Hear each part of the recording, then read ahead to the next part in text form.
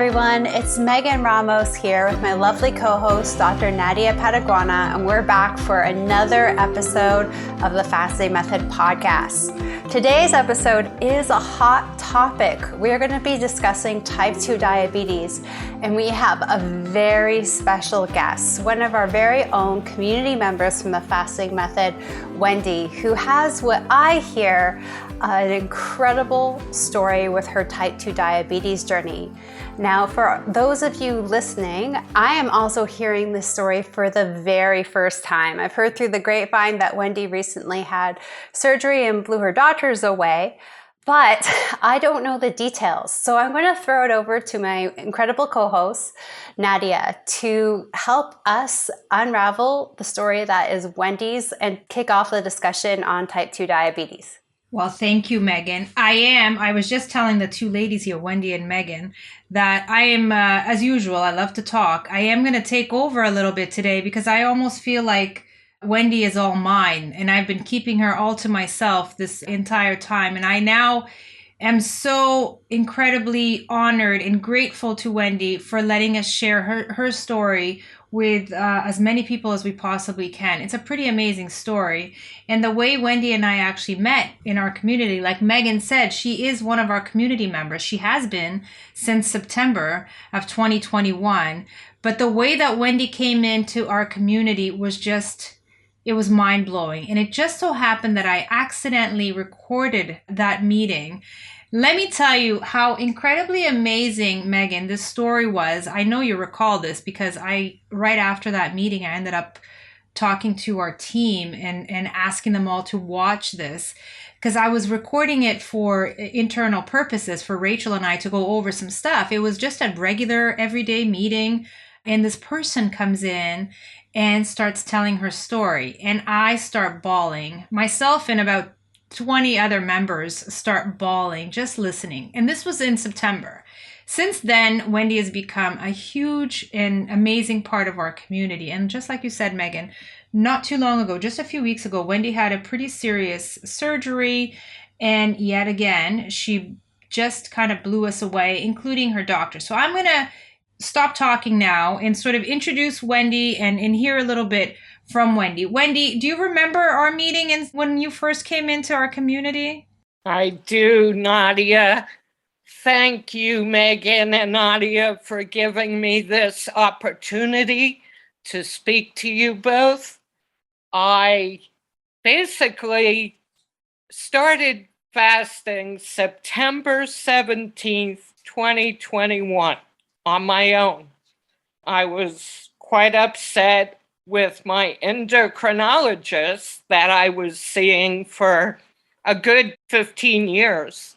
He basically told me that it was my fault that my blood sugars were so high.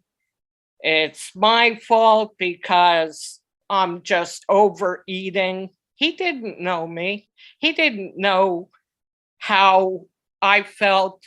If I looked at food, I gained weight. And that's so crazy.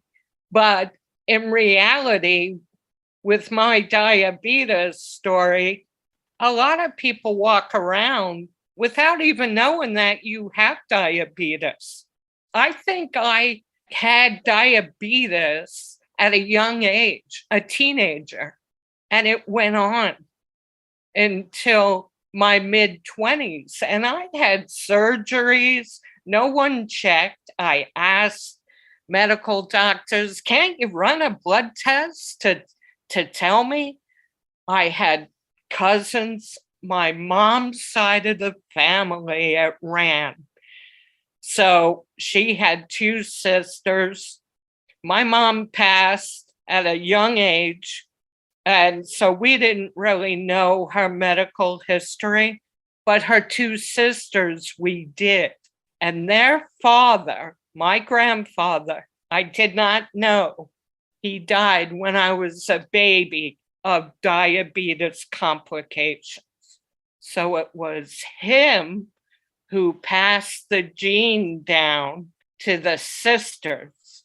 My mom, like I said, passed at a young age.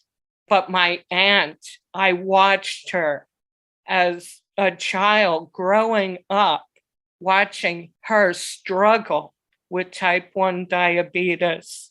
She was hit by a car, and the family says that diabetes showed up and she was on insulin. I remember her giving herself shots.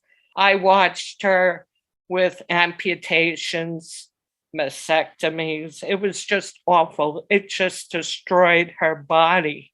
So as a child, seeing this, and a young adult, a young adolescent, visiting her in the hospital, seeing all the destruction that insulin and diabetes caused to her body, to her death.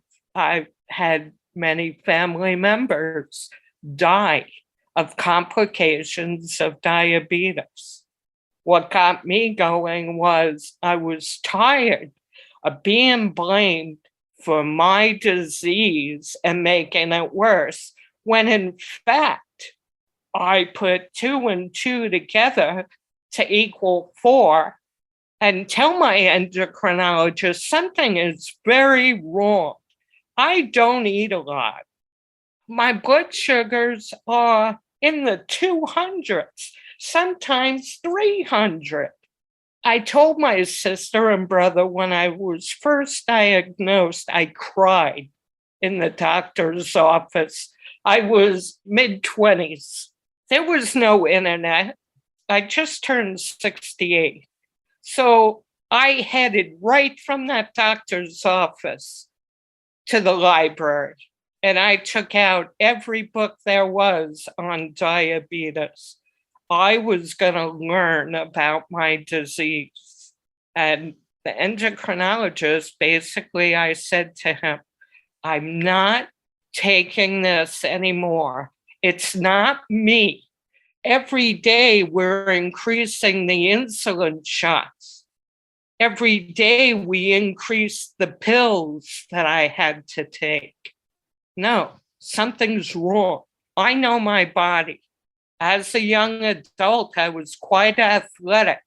I was in very good shape. I was labeled not obese, but big boned. That was the terminology that they used in my day. So, getting to Nadia's question, I most certainly know when I met you. I most certainly remember our conversation, because when I was walking out of my endocrinologist's office, I said, I'm through with you. I can't do this any longer. It's not me. He said, sit down. I sat down. He said, do you have the internet? I said, yes. Do you have YouTube? Yes. Okay. And he starts writing on a piece of paper. I still have it. I can't read his handwriting, so I rewrote it, and it was Dr. Jamis Pradip. He's a well-known cardiologist in Orlando, Florida. So I started watching. I mean, I am jumping all around timeline-wise, but... You're doing great, Wendy. We're following. Thank you. After I watched all the YouTubes, he said, Dr. Pradip, he says, there is this doctor in Toronto. He is doing fabulous work with intermittent fasting. And here I am. I just started fasting on my own. So I'm watching every video this doctor has made. He says, I would like to tell you about this doctor. His name is Dr. Jason Fung. I'm writing it down as quick as I can. I get off that, I immediately go search in YouTube, Dr. Jason Fung. I watched every YouTube video that Dr. Jason Fung put out. I was so impressed. I bought the diabetes code, the obesity code, The Complete Guide to Fasting, the summary of the obesity code. And I was like, who is this Megan Ramos that he speaks about? YouTube, Megan Ramos, diet doctor, found some podcasts. I was blown away. Now I see a podcast in Denver, Colorado, which I live in Arizona. That's just a hop, skip, and a jump from me. It's Dr. Jason Fung and Dr. Nadia Pataguana. Who is this doctor? I was so impressed with Dr. Nadia, and I'm sorry, I know you don't like me to call you that, but it's out of respect. I'm like, who is this? I need to find this person along with Dr. Fung. Dr. Fung immediately told us about the IDM program. So that's how I found you. I went to the website and there everyone was. And I was like, here they are. Oh my gosh. I was like a kid in that kind of shop that we once used to go to when we were young. I don't go there anymore, but I was so happy. I said, let me see this. Okay, all right. Let me join. Okay, all right. Let me do some searching. Oh my goodness. Here's Dr. Nadia. She's having a session. What's Zoom? Now, I'm a software programmer by trade. I retired. I worked for a Fortune 500 company. And I'm like, Eccles, you ought to be able to figure this out. So I'm clicking on links and I'm like, there she is. Oh my goodness. I found her. I was so excited. I'm clicking. And that's how I found Nadia. And yes, I do remember our talk. I don't have a problem talking in front of people. I do have a problem sometimes talking about myself, but you TFM, Zoom meetings, coaches, Megan, Nadia, all your staff, Dr. Fung, you've made it so easy for people like me to reach out, speak, and the community. Oh my gosh, I can't talk enough about what a fantastic group of people we have. I was a part of social media, Facebook, but sometimes Facebook can be tough. I'll just put it that way. And I said, I don't need this in my life. I'm going to get out of here. And I'm now a member. I think whatever the free trial period was, I signed up right away. I was so impressed with your Zoom meetings, Nadia. I did go to other coaches, other Zoom meetings, and I've learned so much, so much. Wow, Wendy, you blow me away every time. You are a storyteller for sure, but I'm going to pull out even more from you. I do want to say that at some point we definitely want to refer to Megan, because as all of you guys listening in, all our friends and listeners know, of course, Megan and Dr. Fung ran IDM for many years in Toronto. And as you know, Dr. Fung, of course, is a nephrologist, which is a kidney specialist. And Megan Ramos started quite young. Her interest in she started her professional journey as a kidney researcher. So at some point today, although we're dying to hear more, because there's a lot more to hear from Wendy, a lot more to this story, guys, but at some point we will have to hear from Megan in her expertise, because type 2 diabetes, I think, is something that we would love to forget. But Megan often reminds us that type 2 diabetes does not wait. It does not take a vacation. And the damage that we're talking about to our body, and as you've heard Wendy describe, the amount of damage that unfortunately her family has suffered at the hands of diabetes is something that we must be aware of, because you're right, Wendy, there are kids, teenagers being diagnosed with type 2 diabetes. And it sounds like your journey has not been an easy one. You were diagnosed in your 20s, and it also sounds like you were definitely not lazy or shy to try to find help. You were at the library right away in your 20s, way before the internet, trying to do the research. And if the information had been available to you at the time, I have no doubt that you would have beat this thing many, many years ago. So you were diagnosed in your mid 20s, and 40 years later, you were still fighting with this diabetes beast. And then somehow an angel came into your life and told you to look this cardiologist up on the internet. And through this, you were able to find us. And then you found us. Then what? Please tell our friends and listeners, what did you? So you bought every book. I just saw 4 right there on your screen. You bought every book. You are a sponge. This I've learned. You just soak up information. And then what did you do? You were on insulin. Feel free to tell us how much insulin you were taking when you first started. And really, because we cannot, Megan and I and our team cannot provide medical advice, it's sometimes so useful for people to hear how people dealt with their own diabetes and how they were able to heal and how they were able to deal with their medication. So feel free to share what you did, even though it's not medical advice, it's your own personal experience, what you did for you, Wendy.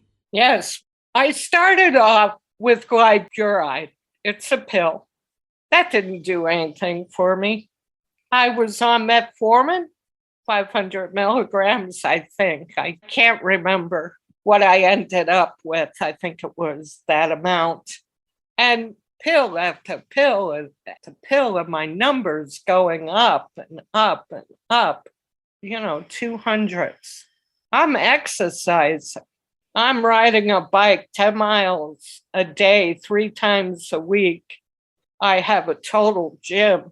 I work out.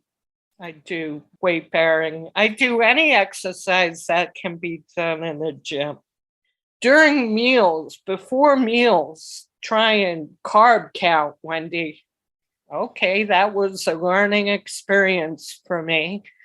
So depending on how many carbs I was eating, there was a formula that I followed for my Novolog, which is the fast-acting insulin. And I must tell you that the most that I took, it started off low, 1 unit. And for me to stick myself, that right there, I know people are afraid. I was afraid. I was like, how am I going to do this? And then the memories of my aunt just coming back. She used to give herself insulin in her thigh. Well, I'm loading up the syringe and I'm squeezing my belly because that's where I injected my insulin. I would try and get some belly fat and boom, inject. Well, okay, that didn't help. I kept on saying, why am I taking insulin? My sugars. And I checked my blood sugars, my blood glucose 6 times a day. When I woke up, before all meals, and a few hours after meals. And then I may have checked at bedtime. I am an A-type person. I am very data structured.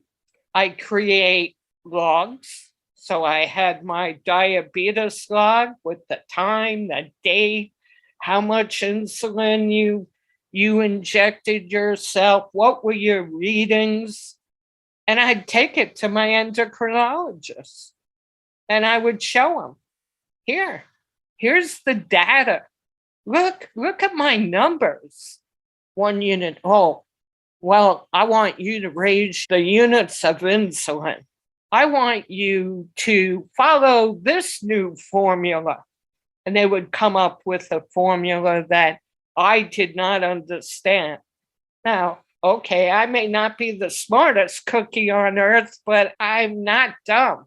So I came up with my own formula. His formula, I was raising 5 units, 10 units, 15 units. The most Novolog I took was 26 units before each meal. 26 units. And that's just your short acting stuff. Then you still got the long acting stuff at night, right, Wendy? So Yes. let's, I don't even know if I want to hear this number, but tell me, how many units in total did you end up taking? Do you remember? Yeah, it was over 80 units. 80. Wow, 80 units. Although we've met people, and I know there's people listening in right now that are taking even more than that. So then let's jump forward, because I know that how many people can relate to what you're saying and how frustrating that is. Then let's jump forward ahead to when you started fasting. And I mean, I know you were totally absorbed by the information and you started doing it yourself, because at that point when you started, you still weren't part of TFM, right? Right. I started fasting on my own. My mother's cousin lives in Florida in the 60s, hippies. They always fasted for whatever reason. And she said, "Have you tried fasting?" And I said, "No, but I am at the point where I'll try anything." Like I said, I looked at food and my sugars went up, or I gained weight. I gained so much weight. So I started fasting September 17th. My first fast was like an 18-6. No problem. I'm like, wow, this is awesome. And I noticed my blood sugars were coming down. No more 300s, but they're still high. I did that for a couple of days. Let me try a 24-hour. No problem. I was like, geez, what's going on? And my sugars, when I'm checking, still 6 times a day coming down. I'm like, all right, Eccles, you're doing something wrong. This is too easy. I'm even calling my cousin. I said, something's wrong. It's too easy. I'm doing something wrong. But I found this group, the fasting method, and I'm going to check around. I'm going to go to Zoom classes. They have this community board. I'm going to go in here. I'm going to ask questions, maybe just see. I watched so many videos, past webinars. I was like blown away. Look at all this information. Oh my goodness. What can I do? I need to find Nadia. So that's why I found your Zoom class that day and joined the meeting.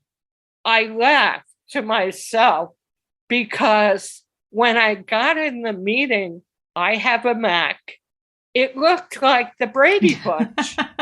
There's Nadia on top of the screen and all these people, their faces. Oh, look, there I am with the Brady Bunch.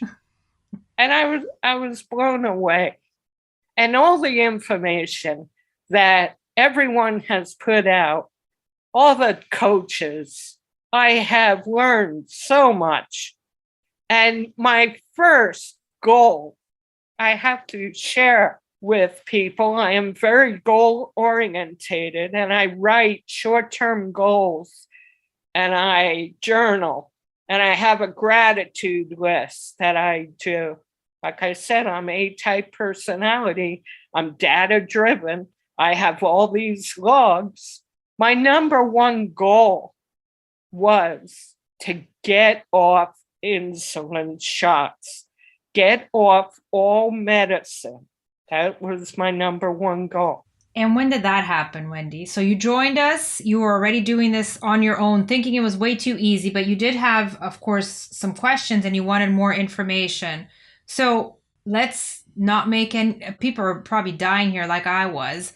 Tell us, when did you get off the meds? Because I know you did. And then I want to talk sort of about and ask Megan a few questions about the damage, unfortunately, that was done to your body from all those years of diabetes. But tell us, how did you get off the meds? And are you off the meds? I know you are, but I want to hear you say it.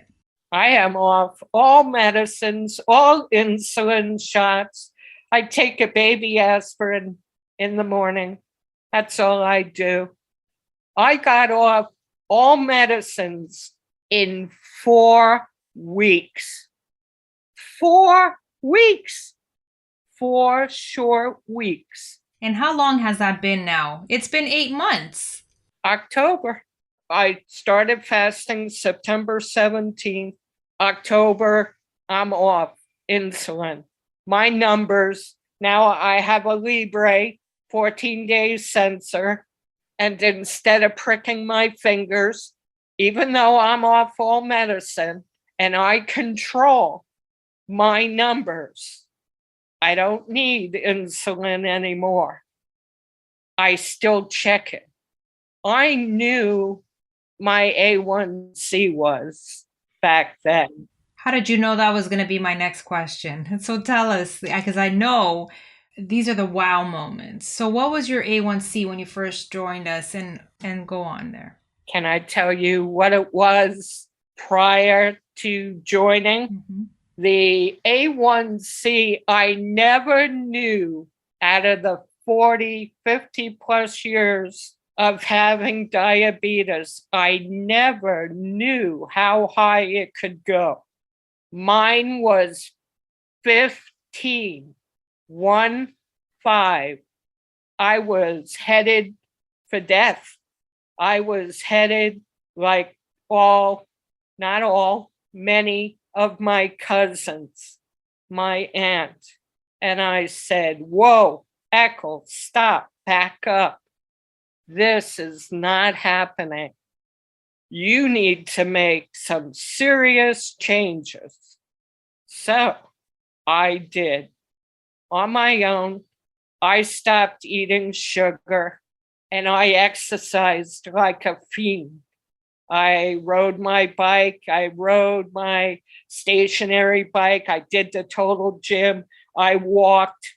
I did all kinds of things. And my A1C went from 15, 1.5, down to 9. And for me, doing this on my own, I wanted just to run up and down the street screaming, hooray! Are you kidding me? Mm-hmm. I still had a ways to go. And that's where you all come in. My A1C, when I joined, went from 9 to 8. Then I started with TFM. I don't even know the answer to this myself, because in the meantime, lots has happened, right, Wendy? And we're going to talk a little bit about that. I would like Megan to talk to us a little bit about the diabetes and the unfortunate damage that it does to someone's body, especially when you've had it for so many years and have taken insulin for so many years. But before Megan fills us in on the reality of what diabetes really is and does, and even the damage that you suffered, Wendy, over all those years, because I would love to say that you were untouched, but you weren't. Diabetes did affect you. It did. But there's a very happy ending to the story. So I don't want to put a cloud over your story, because your story is beautiful and full of sunshine. But what was the lowest A1C that you've had? And I know that just recently you've had 7. Did you say 7? Yeah.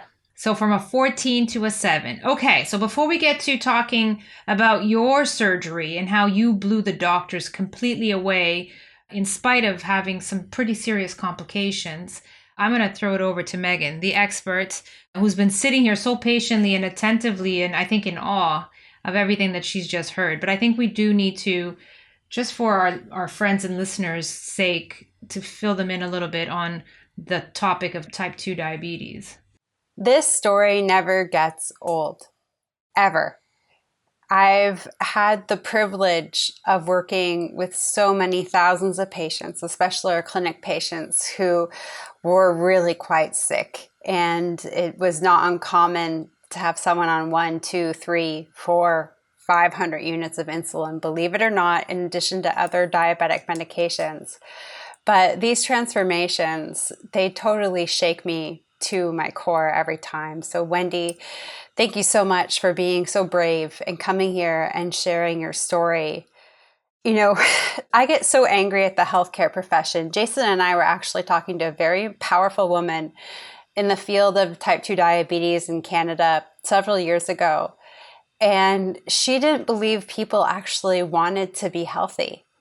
But when we think about it, all of the advice she's giving is just making people feel more sick and more defeated, and then being told by the doctors that they're liars. Even being diagnosed myself with diabetes, I remember sitting across from my dietitian, and she just accused me of lying. And I said, wow, this is what it feels like to be convicted of a crime that I didn't commit, because that's exactly how this woman is making me feel right now. I've seen the tears, and I've seen people like Wendy trying to go out there, trying to do what they could at the time with the resources available to learn as much about their disease and really have to take it into their own hands as much as possible. But not everybody has the good fortune that Wendy does to have been directed by that doctor towards Jason and the stuff that we do. Now, Nadia mentioned that I'm kind of infamous for saying diabetes doesn't wait. It doesn't wait for you to figure out your relationship with food. It doesn't wait for you to have a good week. It doesn't wait for you to get back from your summer vacation from Italy. It destroys you. And as a researcher, I started when I was 15. We barely had any patients on dialysis. We had this tiny little room with a handful of people that came in a few times a week. 10 years later, we had tens of thousands of people in just our area of Toronto being dialyzed 24/7. We had centers upon centers, and even then we didn't have enough space. I'd walk by a utility closet and I'd hear someone shout, "Hey, Megan," and I'd look and it's a patient being dialyzed in the utility closet. We would all of the time be trying to airlift people from Toronto to places like Ottawa, which is a 5-hour car ride away, if there was dialysis space available for them. All of this was due to the rise in type 2 diabetes. Wendy's story, for those of you out there who have struggled with the diabetes, is the same. There's more and more medications, they give it to you. It doesn't even feel at some point that they understand how they're prescribing you the various combinations or dosages of insulin. And I've heard, just like from Wendy, from so many of you, that at the end of the day, you end up kind of taking it into your own hands because you realize that this person you see every 6 months is just playing a guessing game too, and who knows your sugars better than you. But why diabetes doesn't wait is a big reason with sort of the structure of sugar. Let's get started there. So sugar is like a spiky little ball that circulates through your body. And our blood vessels, we have blood vessels throughout our body, not just our arteries and veins, but all of the different parts of our body have their own network, like our liver, like our kidneys. Our kidneys have millions and millions of little vessels, and they're so intricate and so delicate. And the sugar circulates through everything. And so what you have are these tiny, tiny little vessels. Not everything's like those big vessels you see coming out of the heart. The majority of the vessels in our body are super tiny, super thin. And you have these spiky balls of sugar just scratching the heck out of them everywhere, just scratching, causing leaks, preventing those vessels from being able to expand and contract. When they can't expand and contract anymore, then we're at risk for all kinds of unwanted cardiovascular events. And when they cause damage like leakiness, for example, in the kidneys, you get all this protein spilling out and causing a lot of damage. The more sugar that we have, the more often that we have it, which is exactly what the guidelines are telling us to do here in North America, Canada, US, and even outside North America, like the UK. Sugar, naturally occurring sugars, they're at the top of our food pyramid. And we're told to eat them, eat lots of them, and eat them several times throughout a day. And oh my goodness, if you're diabetic, you need to eat even more of them more often. So we've got these bodies with these spikes just constantly. They're sitting on top of our red blood cells. The red blood cells are the surfboard, and they're flying through these vessels, destroying them left, right, and center. And let's talk about these medications, for example. And what do they really do? And do they even really help? Jason always uses this analogy, and I think it's so helpful for people out there without a medical background. If you have a messy kitchen, We're talking super messy.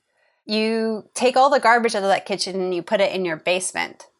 Is your house any cleaner at the end of the day? No. But if you don't learn the skills and don't keep up with your dishes and don't know how to sanitize your kitchen, it's just going to get messy again. So then you just take the mess in the kitchen and put it back in the basement. Eventually the basement fills up. The basement bathroom fills up. The guest bedroom fills up. Your bedroom fills up. But if you don't tackle your issues with keeping the kitchen clean, your house is just going to become condemned. And all of that mess that you take out of the kitchen is just poisoning and damaging all of the other parts of the house. That's exactly what these medications are doing. Sure, they'll take the sugar out of your blood vessels, which are the equivalent of your kitchen in this analogy, but then it's going to store it elsewhere, in the liver, in the kidneys, in the brain, in the eyes. It's going to store it everywhere. And so you'll end up having really messy kidneys, for example. But over time, those kidneys are going to get contaminated. They're going to become more and more saturated, more damage is going to be happening. So all of the medications are doing is simply just tidying up the blood to make the lab results look nice. So just imagine you're having company over. It's so surprise, and you look in your kitchen and you think, oh gosh, I'm having company over. I mean, there's no time for a deep clean. And this has happened to me too. Stuff goes indoors. It doesn't matter. I actually had people in my house this morning and I had a small pile of papers sitting on top of my placemat at the kitchen table. And I was like, crap, I don't have time to deal with this right now. Oh, junk drawer, here you go. Hopefully I'll remember it's in there to deal with later. And that's exactly what these medications are doing. So they're not helping the problem. They're perpetuating the disease to keep the lab results looking nice and clean and tidy. But over time, the body just fills up, and it becomes this toxic, contaminated zone. And there's no more medications that are going to help. There's nothing that is going to help at this point because the medications truly do not target the root cause of the issue. Now, there are a couple of medications. They're called SGLT2 inhibitors by the broad classification, and brand names for them would be like Invokana, Jardiance, Forxiga or Farxiga, depending on what country you live in. These medications do cause you to urinate out the sugar, but they put you at risk for potential complications. Yes, there are some benefits because they are getting you to eliminate the sugar through your urine, but there are consequences. There are always consequences. And that still doesn't mean that when the sugar comes in that it's not going to be doing damage until it's on its way out either. So the solution just doesn't work. You all know who are listening out there that you just can't keep throwing stuff in your junk drawer or in your basement. That's not going to help. So on a very simple level, for those of you, who want to understand but don't necessarily understand the deeper science of it and feel a little bit lost reading books out there like the Diabetes Code, is essentially what these medications are doing. And some of the medications are even worse because Wendy noticed she was on a medication called glyburide. Glyburide is a sulfonylurea. This class of medication, it's like it's beating up your pancreas. As I make punching movements towards Nadia and Wendy here, which you can see, but it beats up the pancreas. Produce more insulin, produce more insulin. And that can't be good. We all know we can only deal with being beaten so long before we're unable to function anymore. And that's exactly what a lot of these medications are doing. And it's so unnecessary. We've got to treat the root cause of the condition. And to Wendy's point, I hear it time and time again, it can't be that easy. It can't be that simple. Wendy didn't know whether she could trust her results because it was too easy, and she was seeking out to her community, asking, and then coming into our community to say, is this for real? Because I've been suffering with this so much. I've been given all these medications. They've done nothing. They've made it worse. I tell my doctors I'm doing all the right things. They're just telling me I'm lying. Like I committed a crime and I'm lying to them. It's just this whole nightmare when it really is that simple. So I'm going to throw it back over to Wendy and Nadia because I know that Wendy just recently had surgery and is really quite remarkable.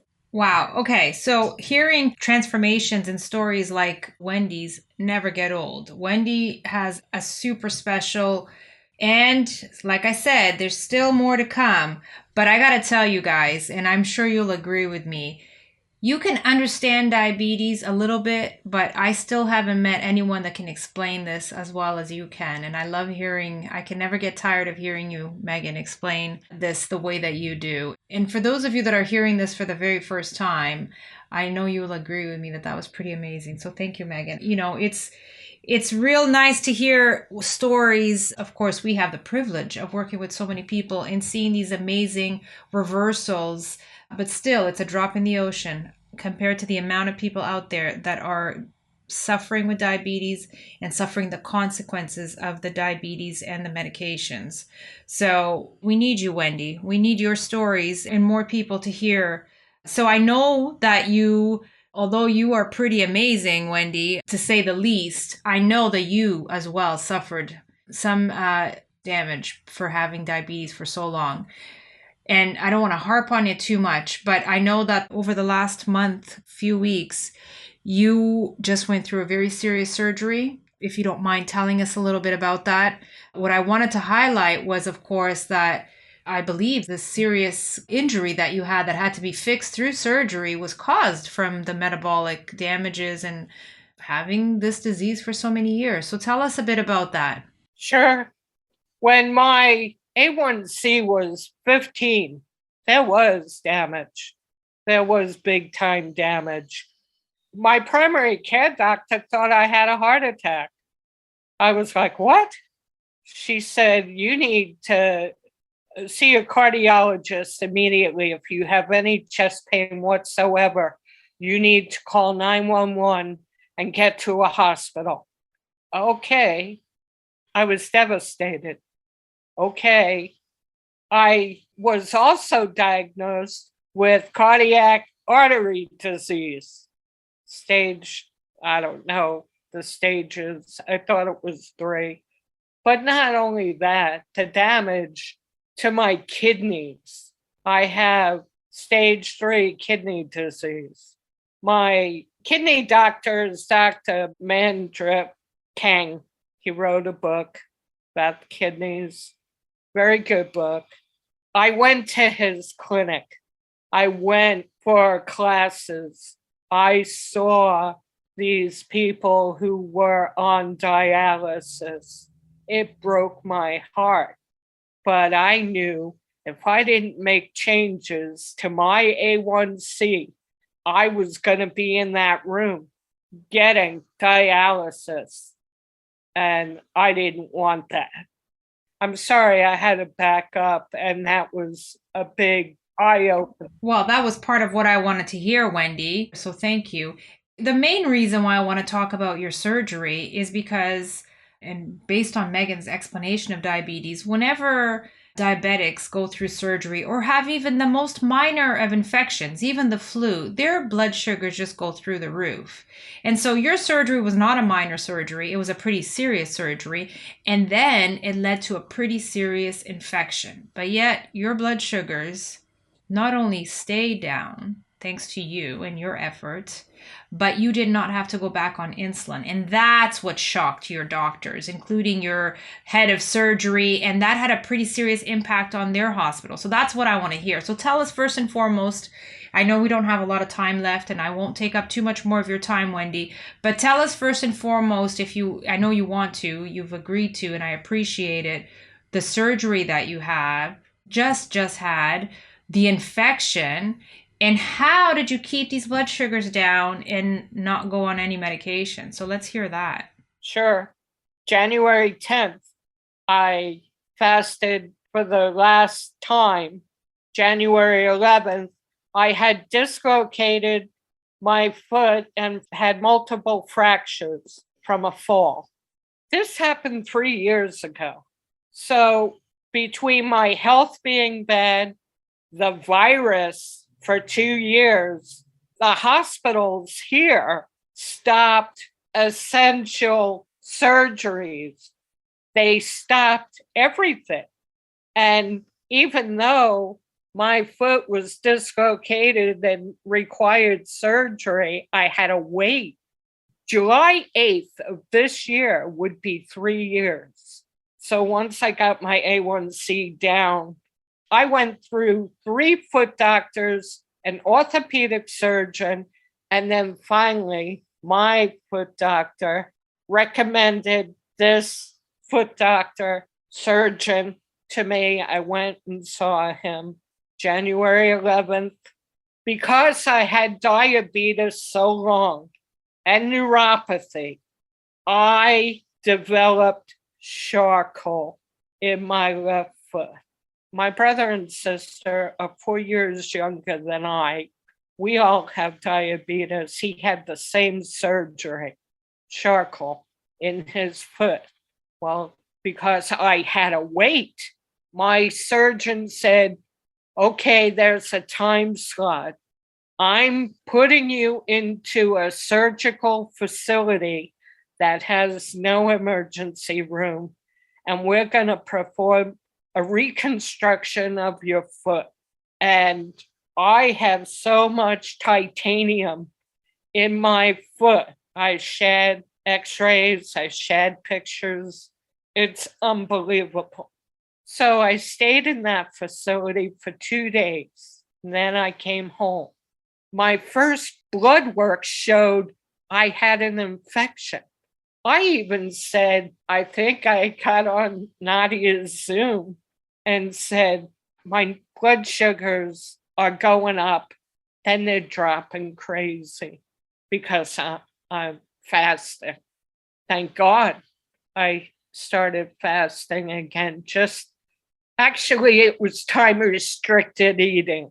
I wasn't fasting because they put me on so many different kinds of antibiotics that when I got into Nadia's Zoom, I said, something's happening. My blood work's not right. My sugars are somewhat stable, but because I was doing time restricted eating, I was like in a maintenance, and I was able to keep the weight where it was, and my blood sugars were normal. I never had my blood sugars normal with an infection. They always jump to 200-300 whenever.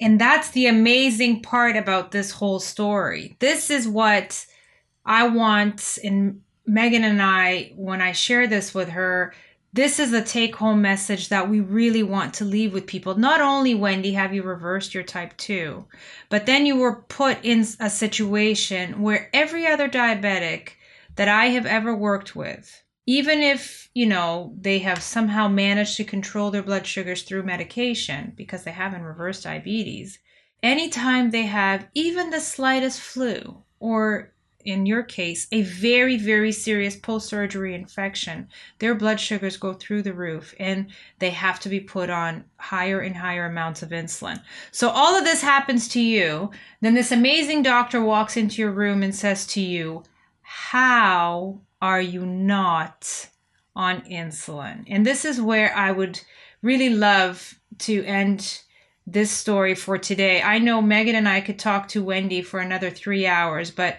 everybody's got to go. We have a team meeting starting, and we have kept Wendy for way too long. So if you want to sort of send us off, Wendy, with just this amazingly powerful message, which is, it kind of comes full circle. I know, and you're so funny because you said to her the same thing that first doctor said to you. Do you have the internet? And do you have YouTube? Yeah. That was beautiful. And I know that you've made such a powerful impact on that surgical team and on that hospital. They were amazed. They could not argue this story. This is one story you cannot argue. And this is, whenever people wonder, can you really reverse type 2 diabetes? Think of Wendy and Wendy's story. I want to thank you, Wendy, from the bottom of my heart, not just for today, but for everything that you've done and brought to our community. And you know this because you know how many people just within our community you have affected personally. And because of you, how many people you've motivated. You came into our community and you got us to cry the first day we met you. You had your surgery. You came back this week into our community. And Megan got, I don't know how many emails of people saying what a powerful impact you had on their life and journey. So from the bottom of my heart, I would just like to say thank you. Thank you so much, Wendy. We really appreciate you being here with us today. And thank you for being such a valued part of our Fasting Method family. Thank you for this opportunity. You both and Dr. Fung and the community have meant the most to me. You are my family. My family still thinks I'm crazy, but that's okay. Thank you. Thanks, Wendy. Thanks, everyone, for listening. And Nadia and I will be back next week with another Q&A episode. Bye for now, everyone.